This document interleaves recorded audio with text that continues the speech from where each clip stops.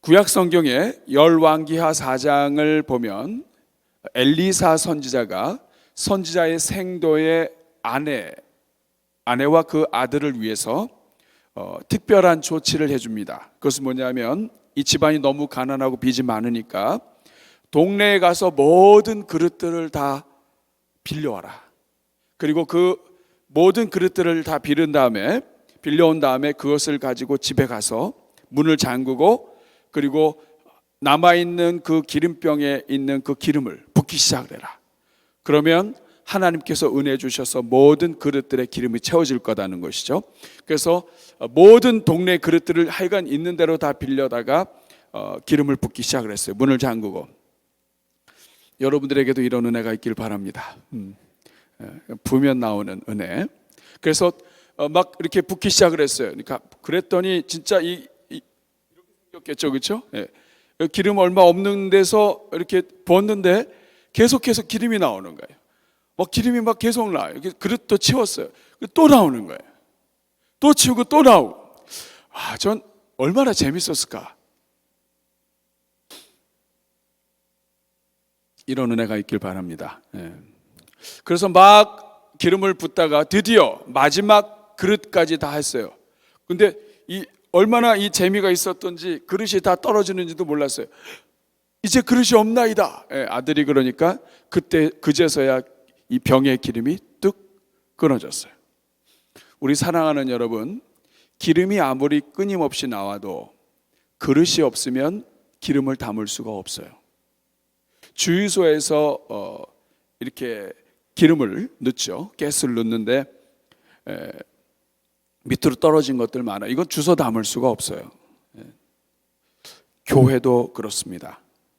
교회에 수많은 영혼들이 있어도 이 영혼을 담는 그릇이 없으면 예배 드릴 때 우르르 왔다가 우르르 가고 남는 영혼이 없어요. 그리고 누가 성장하는지 알 수가 없어요. 그릇이 필요하다고요. 그래서 하나님께서 지혜를 주셔서 교회의 영혼을 담는 그릇으로 만들어 주신 것이 그것이 목장입니다. 목장이 왜 중요하냐면 목장은 목자라고 하는 하나님의 사람과 또 목장 식구들의 그 영혼 사랑하는 마음이 어우러져서 하나의 그릇을 만들어요.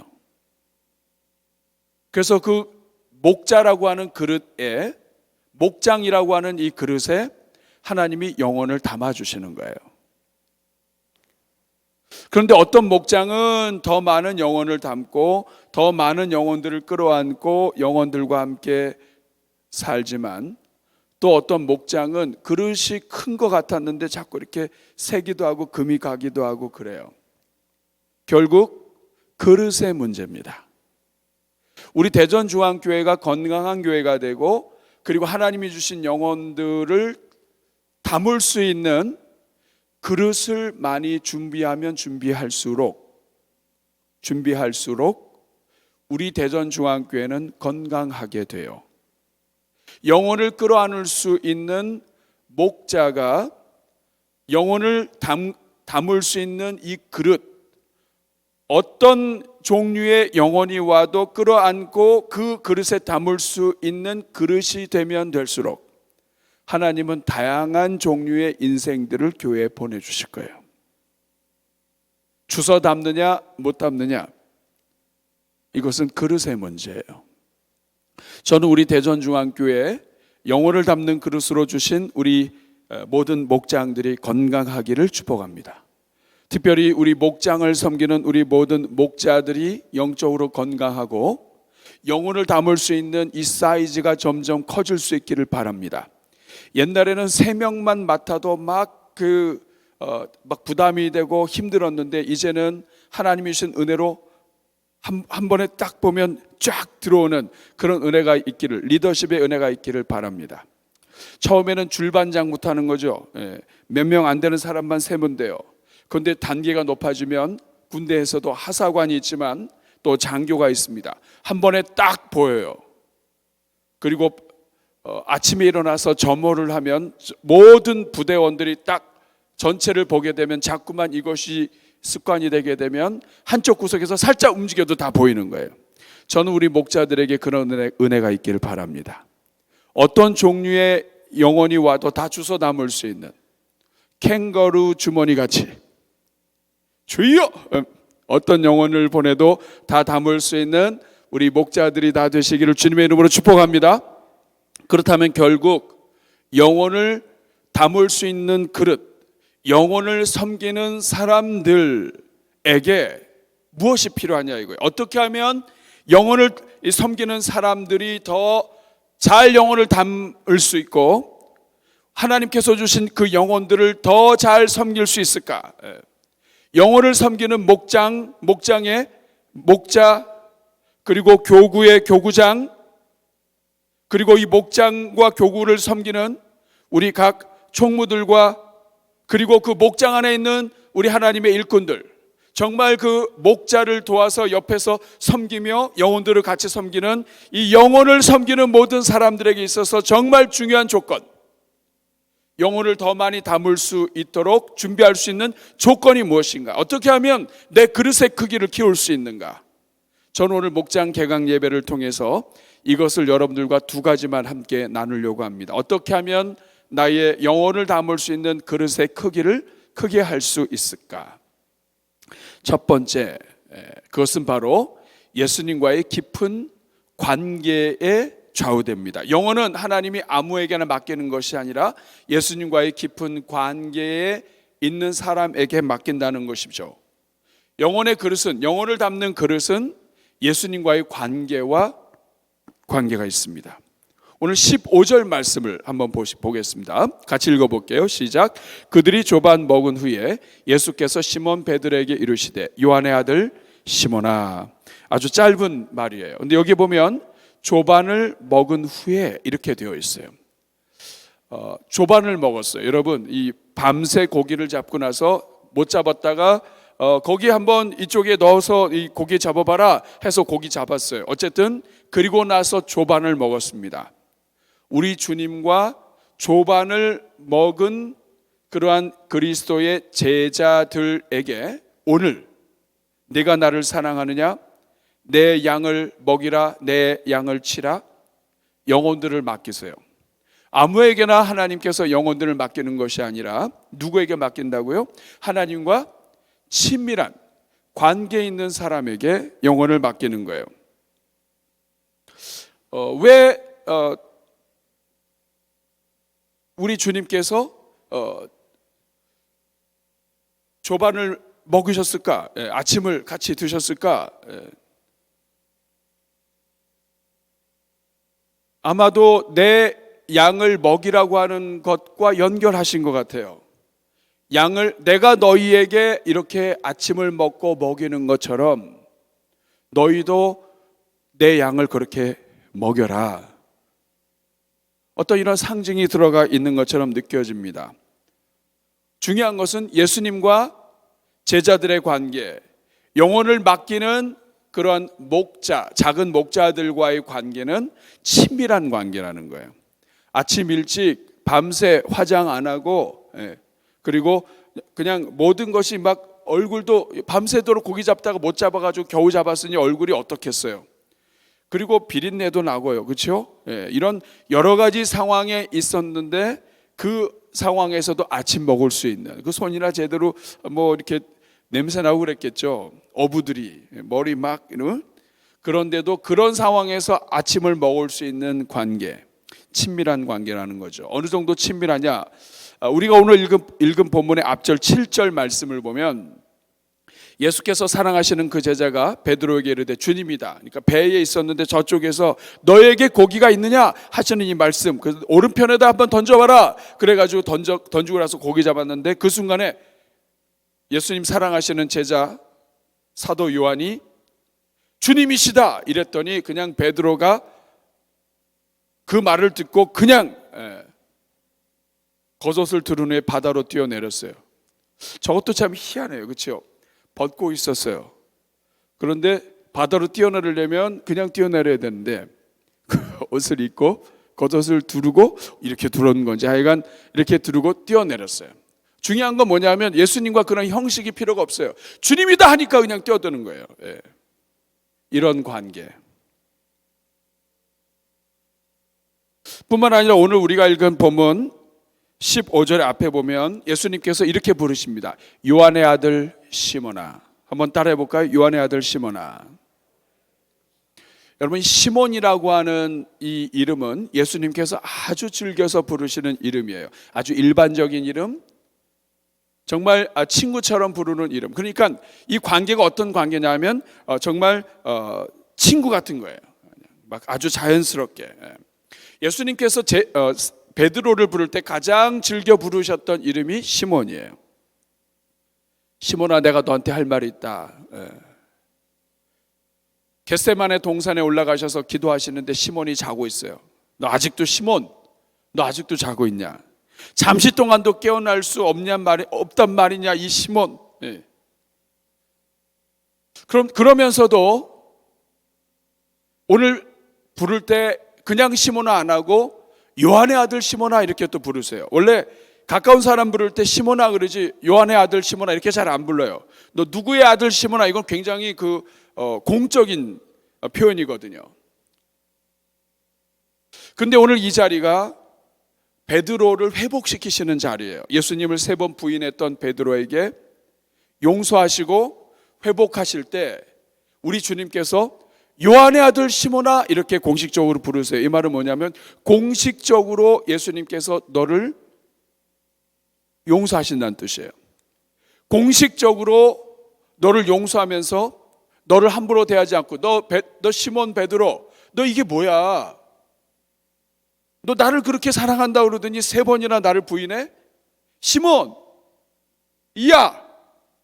이렇게 하지 않으시고 예수님께서 요한의 아들 시몬아, 혼을 낼 수 있는 그런 자리에서도 오히려 더 인격적으로 나눌 수 있는 관계. 이 앞에 짧은 구절은 영혼을 아무에게 맡기지 않는다는 것을 우리에게 알려줍니다. 예수님께서 마태복음 16장에 보면 너희는 나를 누구라 하느냐, 그때 막 이렇게 저렇게 얘기할 때 베드로가 주는 그리스도시요 살아계신 하나님의 아들입니다 할 때 그때 예수님께서 바요나 시몬아 이렇게 얘기합니다. 요한의 아들 시몬아, 네가 복이 있도다. 그러니까 축복하는 자리, 공식으로 회복시키는 자리, 이럴 때에는 아주 공식적인 언어를 또 써주세요. 서로 존경하는 자리, 인정하는 관계, 그러면서도 친밀한 관계, 그러면서도 여러 경험이 있는 거죠. 사랑하는 여러분, 목자에게 있어서, 영혼을 섬기는 종들에게 있어서 교구장이든 목자든 또 목자와 함께 더불어 목장을 섬기는 누구든 영혼을 섬기는 사람들은 가장 먼저 예수님과 깊은 관계가 있어야 합니다. 은혜를 입어서 구원을 경험한 관계, 예수님이 한 말씀 하시면 그 마음을 느낄 수 있는 관계. 예수님의 마음이 이거구나. 예수님이 주님이시라고 하는 확실한 관계.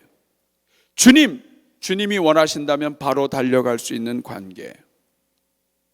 내 생각은 이거지만 하나님이 원하시는 것은 이것이라는 것을 안다면 그 주님을 위해서 나를 포기할 수 있는 관계. 때로는 여러분, 이 관계는 그냥 형성되지 않아요. 예수님이 제자들과 함께 3년을 같이 지내시면서 같이 먹고 자고, 그리고 때로는 혼나기도 하고, 때로는 베드로처럼 3번 부인하기도 하고, 밤새도록 고생하다가 광풍에 시달렸다가 유령이다 이런 일도 생기기도 하고, 이런 여러 가지들, 때로는 산기도에 올라갔다가 졸기도 하고, 이런 여러 가지들 속에서 예수님과의 관계가 생기는 겁니다. 배신했던 체험도 관계예요. 여러분이 부부관계나 또 이런 친밀하게 되는 사람들 보면 여러분, 좋아서만 다 좋은 관계는 아니에요. 때로는 정말 실망하기도 하고, 때로는 그 실수 때문에 가슴 아파하기도 하고, 하지만 이런 모든 것들이 함께 섞이면서 더 끈끈한 관계가 된다고요.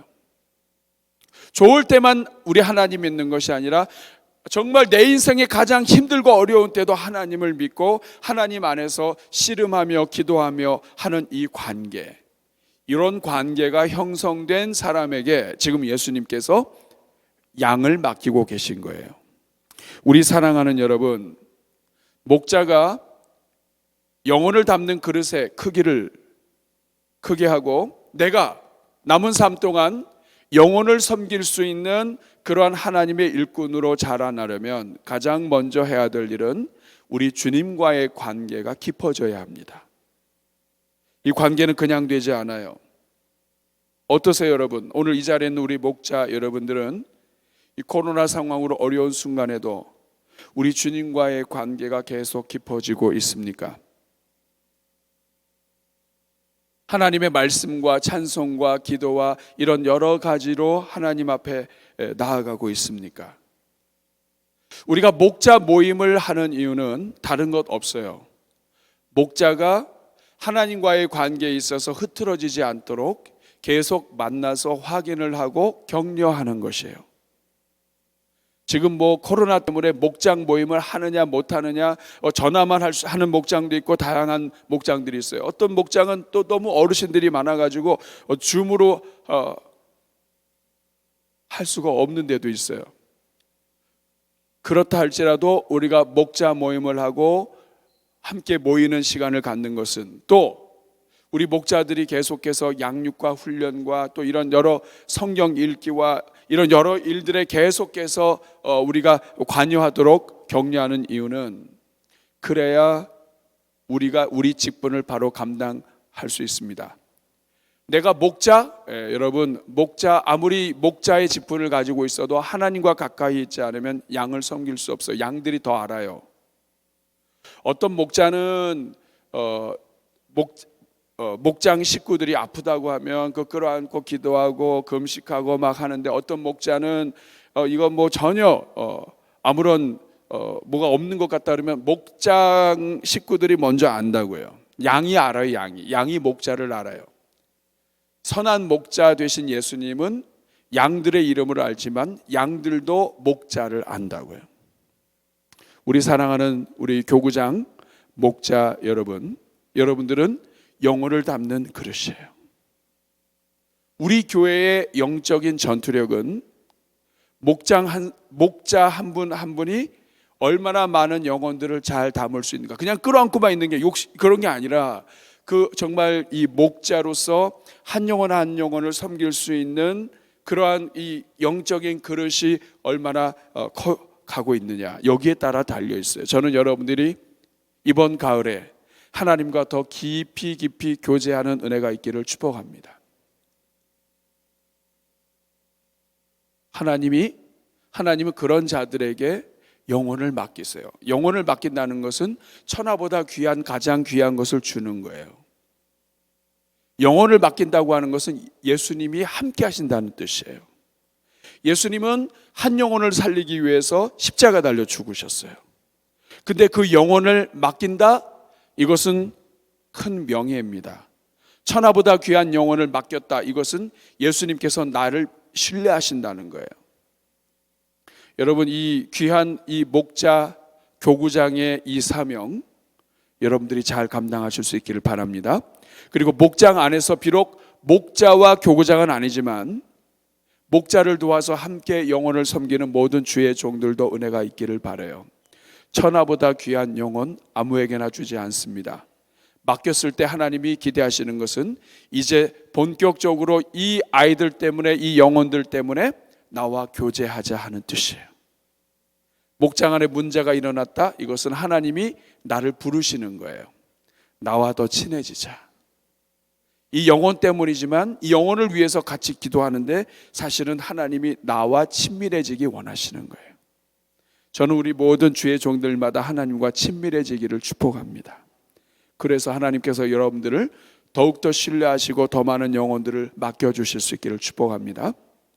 두 번째, 어떻게 하면 목자가 영혼을 담는 그릇을 더 키울 수 있을까요? 그것은 예수님을 얼마나 사랑하느냐에 따라 달려 있어요. 오늘 여러분 15절 같이 읽어보겠습니다. 세 번을 반복해서 우리 주님이 질문을 하시고 이야기를 하세요. 같이 읽겠습니다. 시작. 그들이 조반 먹은 후에 예수께서 시몬 베드로에게 이르시되 요한의 아들 시몬아 네가 이 사람들보다 나를 더 사랑하느냐 하시니 이르되 주님 그러하나이다.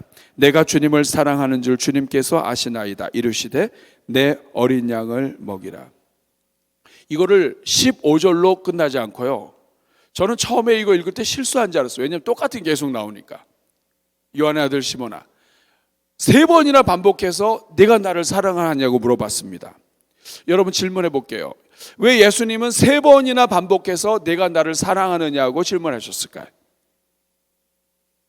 다른 거 질문할 수 있잖아요. 네가 왜 나를 사랑하느냐 질문했을까? 우리가 분명히 아는 것은 베드로가 세 번 예수님을 부인했기 때문에 세 번 부인한 것에 대해서 회복하고 보상해 주는 측면도 있다고 생각해요. 또 어떤 실패한 인생도 회복할 수 있는 길은 예수님을 사랑하는 것만 있으면 언제든지 누구든지 회복할 수 있다는 것을 알려주는 것 같기도 합니다.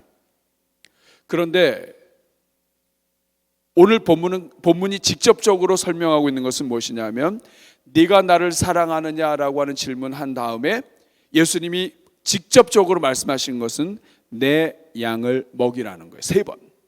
네가 너 나를 사랑하니? 그러면 내 양을 먹여라. 너 정말 나를 사랑하니? 그러면 내 양을 쳐라. 내 어린 양을 먹여라. 왜 사랑하냐고 물어보시고 내 양을 먹이라고 얘기하실까요? 이것은 예수님을 사랑하는 것과 영혼을 섬기고 먹이고 치고 돕는 것이 아주 밀접한 관계가 있기 때문입니다. 뒤집어서 이야기하면 예수님을 사랑하지 못하는 자는 영혼을 그렇게 사랑하지 못해요. 여러분 사실 우리는 굉장히 이기적이에요. 그래서 우리가 좋아하는 것만 해요. 그래서 내 스타일이 아닌 건 안 하려고 해요. 근데 여러분 사람이 헷가다 바뀔 때가 있습니다. 평상시에는 자기가 좋아하는 것만 하고 자기 싫은 거는 절대로 안 하던 인간이 여러분의 자식들이 어느 날 애가 바뀌어요. 그렇게 자기가 좋아하는 것만 하고 이러던 애가 어느 날 갑자기 애가 헷가닥 한 것처럼 느껴질 때가 있어요. 그때가 언제냐 하면 누군가를 사랑할 때예요. 평생 책 안 읽던 애가 갑자기 책을 읽기 시작을 해요. 너 왜 그러냐? 그랬더니 그 누군가를 좋아하기 시작을 했는데 걔가 이 책을 좋아한다는 거예요. 사랑은 내가 하고 싶지 않았던 것도 하게 만들어요. 그래서 여러분 정말 누군가를 사랑하게 되면 상대방이 원하는 걸 자꾸 하게 됩니다. 배우자가 좋아하는 음식만 먹어요. 자기가 좋아하는 거 따로 있어. 그런데도 연애하면서 또 만나면서 그 사람이 좋아하는 음식에 자꾸 맞춰요. 그리고 그 사람이 해주는 음식을 막 좋아해요. 짜가지고 그거 계속 먹으면 혈압이 올라가는데도 불구하고 그냥 계속 먹는 거예요. 여러분 부모에 대한 효도도 마찬가지입니다. 부모는 그냥 우리가 잘 해준다고 효도, 그것도 효도죠. 문제만 안 일으키면 사실 효도예요. 그런데 어쨌든 부모한테 잘하고 그러면 효자 효녀가 될 수 있겠죠. 그런데 진정한 효자 효녀는 부모의 마음을 읽는 사람이에요. 정말 부모를 사랑하는 사람은 부모가 좋아하는 거, 부모가 싫어하는 거, 부모가 원하는 것을 알아요. 부부도 마찬가지고 누구든지 그래. 사랑하면 초점이 상대방에게 옮겨진다고요. 교회도 마찬가지입니다. 교회 안에서 형제를 미워하고 싸우고 원수 맺고 이런 것은 결국은 어디에 문제가 있냐면 하나님 사랑하는 것과 문제가 있어요. 난 하나님 사랑해요. 근데 형제를 막 미워하고 저주해요. 그러면 하나님을 사랑하는 마음은 진실일 거예요. 그런데 그냥 아주 깊은 단계의 사랑으로 나아가지 못하는 거예요. 왜냐? 정말 하나님을 사랑하게 되면 내가 볼 땐 정말 밉더라도 하나님이 그 사람을 사랑하기 때문에 내가 미워하는 것을 주저하게 됩니다. 왜냐하면 하나님이 그 사람을 사랑하는 걸 아니까. 형제간에도 그렇잖아요. 난 정말 미워 죽겠어요. 그런데 부모가 그 형제를 너무나 아껴하고 위해서 기도하고 그러면 내가 함부로 욕을 못 한다고요. 왜냐하면 부모님이 그런 마음을 갖고 있는 걸 아니까. 하나님이 정말 아끼고 사랑하는 그 사람을 우리가 함부로 미워하지 못하는 거예요. 뒤집어서 얘기해 볼까요? 내가 누군가를 쉽게 미워하고 욕하고 저주하는 것을 서슴지 않는다. 저놈은 죽어야 돼. 이런 생각을 우리가 너무나 쉽게 한다. 이것은 뭐냐면 우리가 하나님 사랑하는데 제한이 있는 거예요. 하나님이 그 영혼을 얼마나 사랑하는지 관심이 없는 거예요. 그러면서 나는 하나님 사랑한다고 얘기하는 거예요. 한 단계 넘어야 됩니다. 다윗은 정말 하나님을 사랑하는 사람이었어요. 나의 힘이 되신 여호와여 내가 주를 사랑하나이다. 노래로도 나오고 시편 전체를 보면 하나님을 향해서 이렇게 노골적으로 사랑을 고백했던 사람이 없었어요. 사울 왕이 자기를 얼마나 괴롭혔는지 죽이고 싶었을 거예요. 그런데 죽일 수 있는 그 자리에서 그렇게 얘기합니다.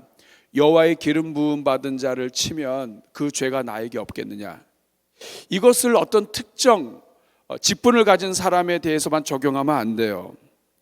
하나님이 사랑하셔서 세운 자를 함부로 내가 미워하면 그 사람을 세운 하나님이 나를 온전하게 보시겠느냐, 이런 뜻이에요. 하나님이 아직도 그 사람 붙잡고 계신데 내가 그 사람 함부로 할 수 있겠냐, 이런 뜻입니다. 설령 그가 나를 아프게 했다 할지라도 나마저 그를 아프게 한다면 그 사람도 사랑하고 나도 사랑하시는 그 하나님 앞에서 내가 어떤 얼굴로 쳐다볼 수 있겠느냐, 이 말이에요. 여러분, 사랑은 그런 거예요. 사랑은 물질도 아까워하지 않아요. 영혼들을 섬기고 목장을 섬기는 데 있어서 그 영혼 하나 때문에 돈이 들어도 사랑하면 그것이 아깝지 않다고요. 근데 그 돈이 돈으로 보이고 그것이 커 보이기 시작하면 어디에 문제가 있느냐면 하나님을 사랑하는 데 문제가 있는 거예요. 우리 하나님은 하나님이 기뻐하시는 것을 위하여 자기 인생을 걸고 금은 보화를 위해서 온 재산을 다 털어서 그 밭에 감추어진 보화를 사는 그 사람에게 모든 보화를 주신다고요. 하나님께 자기 인생과 물질, 이 모든 것들을 아낌없이 드린 자는 하나님이 책임져 주세요. 근데 이 믿음도 사라져가는 거예요. 사랑이 없으니까. 오늘 본문을 잘 보세요. 예수님이 지금 내 양이라고 하는 표현을 계속 하세요. 요한의 아들 시몬아, 네가 나를 사랑하느냐? 네, 제가 사랑하는 주님이 아십니다. 내 양을 먹여. 내 어린 양을 쳐. 내 양을 먹여. 여러분, 내 양, 예수님이 가장 사랑하시는 대상이에요. 우리가 볼 때는 볼품없고 목장 안에 들어와서 어떤 분은 나이가 너무 많고 어떤 사람은 너무 시건방지고 어떤 사람은 너무 성격도 이상하고 하나님 어떻게 저는 이렇게 만나도 이런 특별한 사람들만 하나님이 주실까요? 우리가 볼 때는 볼품없고 어떻게 저런 사람이 우리 교회에 왔을까 하는 사람일지 모르지만 예수님은 그 양을 위해서 십자가에 달려 죽으셨다고요. 다시 말하면 그러면서 내 양이라고 하는 거예요. 내가 십자가의 피로 산 양이다, 이런 뜻이에요. 예수님의 목숨과 맞바꾼 양이다. 그래서 예수님은 정말 자신을 사랑하는 사람, 때로는 실수하기도 하고 넘어지기도 하지만 그럼에도 불구하고 예수님을 사랑하는 사람에게 내 양을 맡기겠다고 말씀하시는 거예요. 여러분, 더군다나 이 양들이 어떤 양들인지 아세요? 오늘 15절 말씀 다시 보면 네가 이보다 나를 사랑하느냐, 그 다음 부분을 보여주세요. 그러니까 내 어린 양을 먹이라고 그랬어요. 따라하겠습니다. 어린 양. 어린 양의 헬라어로 아르니온이라고 하는 말이에요. 아르니온이라고 하는 말은 작은 양, 어린 양이라고 하는 뜻인데 어린 양은요, 통제가 잘 안 돼요. 이게 어디로 튈지 몰라요. 약해요. 힘이 안 되고 도움이 안 돼요. 베드로가 목회 사역을 하고 베드로가 선교 사역을 할 때 이 어린 양은 나이가 어린 것도 해당이 되지만 도움이 안 되고 통제가 안 되고 약하고 늘 아프고 늘 성가신, 금세 여기 있었는데 금세 어디로 없어져 버렸어요. 목자로 하여금 가장 피곤하게 만드는 그런 양 중에 하나가 어린 양이에요. 그런데 이 어린 양을 먹이라고 얘기합니다. 왜 어린 양을 먹일 수 있을까요? 네가 나를 정말 사랑한다면 가장 성가시고 힘이 안 되고 도움이 안 되는 이 양이라 할지라도 너는 먹일 수 있을 거야. 이런 뜻이에요. 16절 말씀 보세요. 16절 보니까 두 번째 이르시되 내가 나를 사랑하느냐? 내가 사랑하는 줄 압니다. 그랬더니 마지막에 또 뭐라고 얘기합니까? 내 양을 치라. 여기서 양은 다른 양이에요. 앞에는 어린 양이었는데 지금은 프로바톤이라고 하는 단어를 쓰셨어요. 내 양을 쳐라.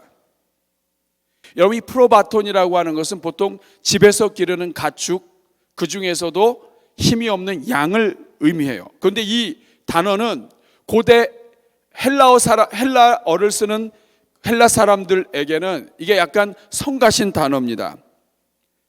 기원전 400년 전에 있었던 아테네의 희극 작가 아리스토파네스가 이 단어를 가지고 어떤 사람을 지칭을 했어요. 프로바톤. 이 사람은 누구냐면 특정인을 욕할 때 쓰는 단어예요.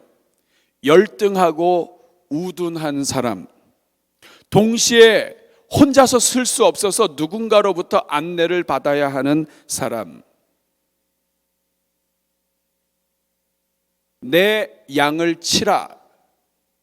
이 말은 열등하고 우둔하고 정말 스스로 이제는 좀 커서 하나님 일을 해야 될 텐데 계속해서 어린 상태로 있는 약한 우둔한 이 인생을 치라. 치라는 말은 포이마이노라는 말인데 이건 양을 돌보고 지키고 목자가 되어서 생명 걸고 돌보라는 뜻이에요. 그리고 17절에 보면 한 번 더 얘기하십니다. 세 번째 이르시되 나를 사랑하느냐? 베드로가 굉장히 고민하면서 얘기하죠.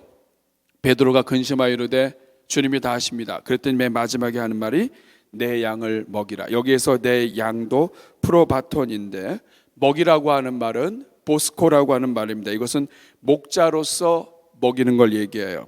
모든 방법을 다 동원해서 양들의 영적인 안녕을 증진시키는 일을 위해서 네가 먹여라. 그 양이 프로바톤이 됐든 어떻게 됐든 프로레슬러가 됐든 뭐가 됐든 간에 목자를 들이받든 어떻든 간에 어떤 문제를 일으키든 간에 정말 이건 해도 너무한 양이라 할지라도 그 양을 먹이라. 어떻게 이것이 가능합니까? 사랑하기 때문에 가능한 거예요. 사랑하면, 정말 예수님을 사랑하면 예수님이 생명 걸고 생명을 버리고 얻은 그 영혼을 위해서 대신 죽을 수 있는 거예요. 그래서 요한일서 4장 19절 20절 같이 한번 읽어보겠습니다. 시작.